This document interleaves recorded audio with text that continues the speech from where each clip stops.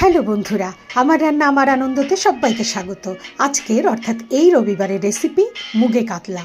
মুগে কাতলা বানাতে আমি 1 কাপ মুগ ডাল ভালো করে ধুয়ে বেছে একটু ভেজে নিয়েছি, নিয়ে প্রেশার কুকারে 4-5টা সিটি মেরে নিয়েছি।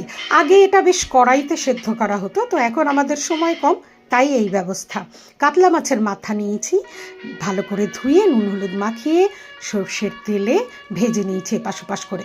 এবারে আরও খানিকটা সর্ষের তেল দিয়ে জিরে, তেজপাতা, শুকনো লঙ্কা ফোড়ন দিয়ে একটা পেঁয়াজ বাটা, একটা টমেটো বাটা, সামান্য রসুন বাটা দিয়ে ওটাকে একটু কষিয়ে নিয়েছি।